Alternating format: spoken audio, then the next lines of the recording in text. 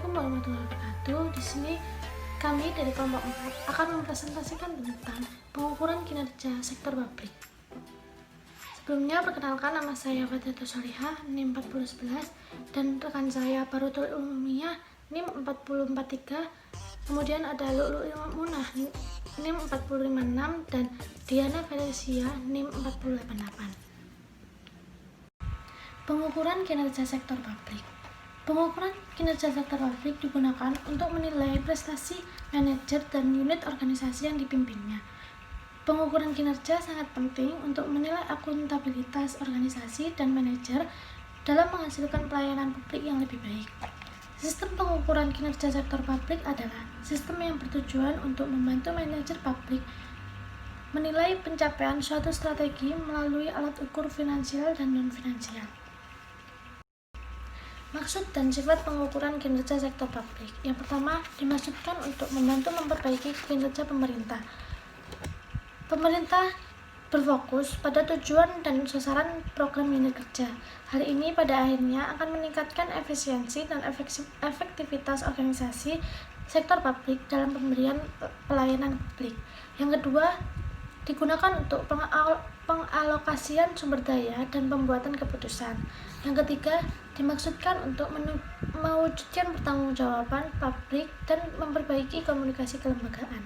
Sifat untuk pengukuran kinerja publik yaitu multidimensional, sehingga tidak ada indikator tunggal yang dapat digunakan untuk menunjukkan kinerja secara komprehensif. Tujuan sistem pengukuran kinerja yang pertama yaitu untuk mengomunikasikan strategi secara lebih baik atau top down dan bottom up.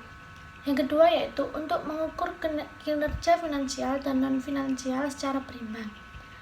Yang ketiga yaitu untuk mengakomodasi pemahaman kepentingan manajer level menengah dan bawah serta untuk mencapai goal congruence.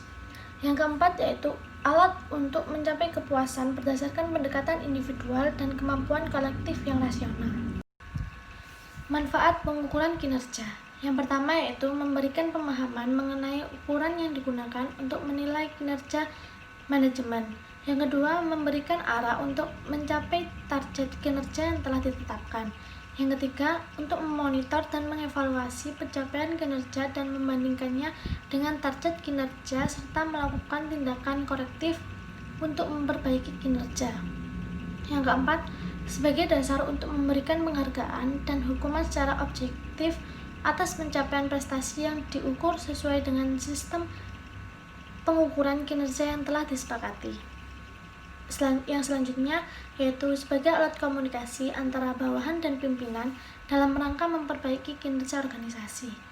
Yang selanjutnya yaitu untuk membantu memahami proses kegiatan instansi pemerintah, dan yang terakhir memastikan bahwa pengambilan keputusan dilakukan secara objektif. Di sini saya akan menjelaskan tentang informasi yang digunakan untuk pengukuran kinerja. Yang pertama, informasi finansial. Penilaian laporan kinerja finansial diukur berdasarkan pada anggaran yang telah dibuat. Penilaian tersebut dilakukan dengan menganalisis varian, selisih atau perbedaan antara kinerja aktual dengan yang dianggarkan. Analisis varian secara garis besar berfokus pada varian pendapatan dan varian pengeluaran. Untuk varian pengeluaran dibagi menjadi dua, di mana yang pertama varian belanja rutin dan yang kedua varian belanja investasi atau modal. Yang kedua, informasi non-finansial. Informasi non-finansial dapat dijadikan sebagai tolak ukur lainnya. Informasi non-finansial dapat menambah keyakinan terhadap kualitas proses pengendalian manajemen. Jenis informasi non-finansial dapat dinyatakan dalam bentuk variabel, key variable, atau sering dinamakan sebagai key success factor, key result factor, atau plus point. Suatu variabel kunci memiliki beberapa karakteristik, antara lain A. Menjelaskan faktor pemicu keberhasilan dan kegagalan organisasi. B. Sangat lincah dan dapat berubah dengan cepat. C. Perubahan tidak dapat diprediksi. D. Variabel tersebut dapat diukur baik secara langsung maupun melalui ukuran antara surrogate. Peranan indikator kinerja dalam pengukuran kinerja. Indikator kinerja digunakan sebagai indikator pelaksanaan strategi yang telah ditetapkan. Indikator kinerja tersebut dapat terbentuk faktor-faktor keberhasilan utama organisasi dan indikator kinerja kunci. Pertama, faktor keberhasilan utama adalah suatu area yang mengidentifikasikan kesuksesan kinerja unit kerja organisasi. Area ini merefleksikan preferensi manajerial dengan memperhatikan variabel-variabel kunci finansial dan non-finansial pada kondisi waktu tertentu. Yang kedua, indikator kinerja kunci merupakan sekumpulan indikator yang dapat dianggap sebagai ukuran kinerja kunci baik yang bersifat finansial maupun non-finansial untuk melaksanakan operasi dan kinerja unit bisnis. Indikator ini dapat digunakan oleh manajer untuk mendeteksi dan memonitor capaian kinerja. Pengembangan indikator kinerja. 1. Biaya pelayanan. 2. Penggunaan. Penggunaan pada dasarnya membandingkan antara jumlah pelayanan yang ditawarkan dengan permintaan publik. Yang ketiga, indikator kualitas dan standar pelayanan merupakan indikator yang paling sulit diukur karena menyangkut pertimbangan yang sifatnya subjektif. Yang keempat, indikator cakupan pelayanan perlu dipertimbangkan apabila terdapat kebijakan atau peraturan perundangan yang mensyaratkan untuk memberikan pelayanan dengan tingkat pelayanan minimal yang telah ditetapkan. Yang kelima, indikator kepuasan biaya diukur melalui metode jejak pendapat secara langsung. Indikator kinerja dan pengukuran value for money. Value for money merupakan inti pengukuran kinerja pada organisasi pemerintah. Kinerja pemerintah tidak dapat dinilai dari sisi output saja, akan tetapi harus mempertimbangkan input, output, dan outcome secara bersama-sama. Mekanisme untuk menentukan indikator kinerja tersebut memerlukan hal-hal sebagai berikut. Pertama, sistem perencanaan dan pengendalian. Sistem perencanaan dan pengendalian meliputi proses, prosedur, dan struktur yang memberikan jaminan bahwa tujuan organisasi telah dijelaskan dan dikomunikasikan ke seluruh bagian organisasi dengan menggunakan rantai komando yang jelas dan didasarkan pada spesifikasi tugas pokok dan fungsi, kewenangan, serta tanggung jawab. 2. Spesifikasi teknis dan standarisasi. Kinerja suatu kegiatan, program, dan organisasi diukur dengan menggunakan spesifikasi teknis secara detail untuk memberikan jaminan bahwa spesifikasi teknis tersebut dijadikan sebagai standar penilaian. 3. Kompetensi teknis dan profesionalisme. Untuk memberikan jaminan terpenuhinya spesifikasi teknis dan standarisasi yang ditetapkan, maka diperlukan personel yang memiliki kompetensi teknis dan profesional dalam bekerja. Yang keempat, mekanisme ekonomi dan mekanisme pasar. Terkait dengan pemberian penghargaan dan hukum yang bersifat finansial, sedangkan mekanisme pasar terkait dengan penggunaan sumber daya yang menjamin terpenuhinya value for money. Yang kelima, mekanisme sumber daya manusia. Pemerintah perlu menggunakan beberapa mekanisme untuk memotivasi stafnya untuk memperbaiki kinerja personal dan organisasi. Peran indikator kinerja bagi pemerintah antara lain. Pertama, untuk membantu memperjelas tujuan organisasi. Yang kedua, untuk mengevaluasi target yang dihasilkan. Yang ketiga, sebagai masukan untuk menentukan skema insentif manajerial. Yang keempat, memungkinkan bagi pemakai jasa layanan pemerintah untuk melakukan pilihan. Yang kelima, untuk menunjukkan standar kinerja. Yang keenam, untuk menunjukkan efektivitas. Yang ketujuh, untuk membantu menentukan aktivitas yang memiliki efektivitas biaya yang paling baik untuk mencapai target sasaran. Yang ke-8, untuk menunjukkan wilayah, bagian, atau proses yang masih potensial untuk dilakukan penghematan biaya. Pengembangan indikator value for money. Peranan indikator kinerja adalah untuk menyediakan informasi sebagai pertimbangan pembuatan keputusan. Indikator kinerja harus dapat dimanfaatkan oleh pihak internal maupun pihak eksternal. Untuk pihak internal, dapat menggunakannya dalam rangka untuk meningkatkan kualitas dan kuantitas pelayanan serta efisiensi biaya. Sedangkan untuk pihak eksternal, menggunakan indikator kinerja sebagai kontrol sekaligus informasi dalam rangka mengukur tingkat akuntabilitas publik. Selain itu, indikator kinerja juga membantu pemerintah dalam proses pengambilan keputusan anggaran dan mengawasi kinerja anggaran. 3 bahasan pokok dalam indikator value for money.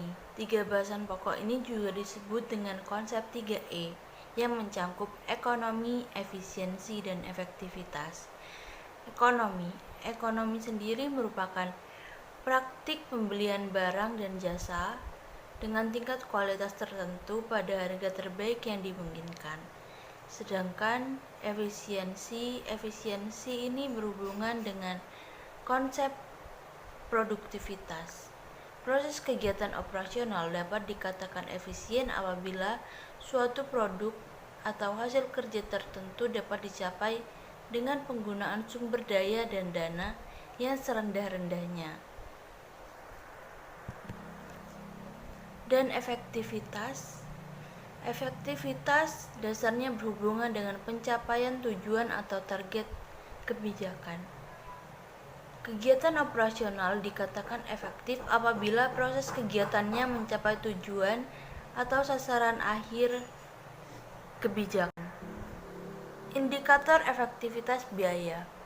Indikator efektivitas biaya merupakan kombinasi informasi, efisiensi, dan efektivitas yang memberikan ukuran kinerja bottom line dalam sektor publik analog dengan pelayanan masyarakat.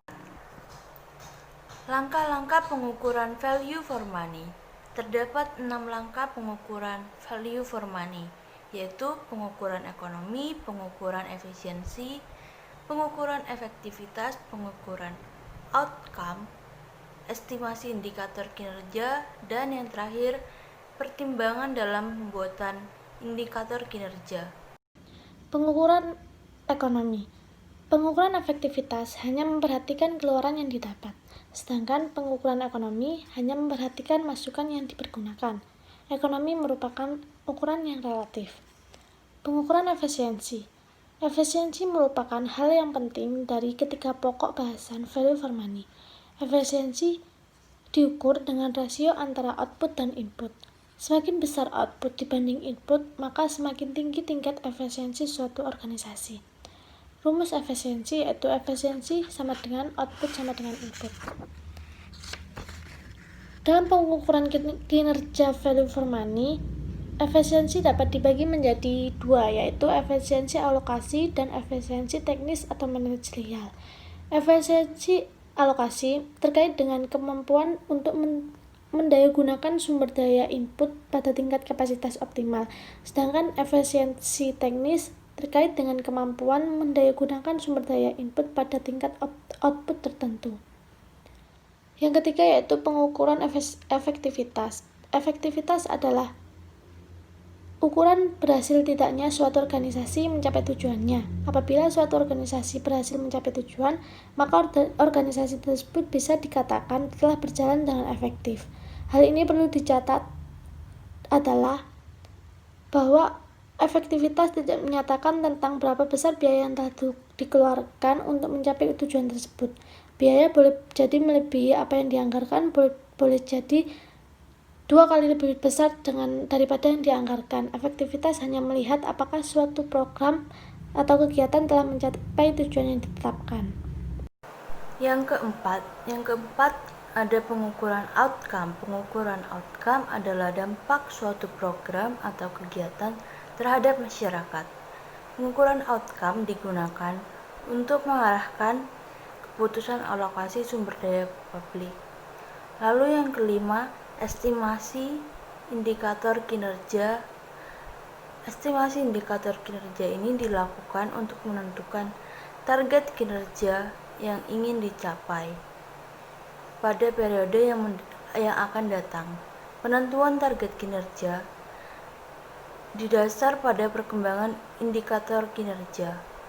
Lalu yang keenam, pertimbangan dalam pembuatan indikator kinerja. Yang perlu diperhatikan dalam membuat indikator kinerja adalah memahami operasi dengan menganalisis kegiatan atau program yang akan dilaksanakan. Secara garis besar terdapat dua jenis tindakan kebijakan, yaitu input dan proses, yang mempunyai tujuan mengatur alokasi sumber daya input untuk dikonversikan menjadi output melalui satu atau beberapa proses konversi atau operasi.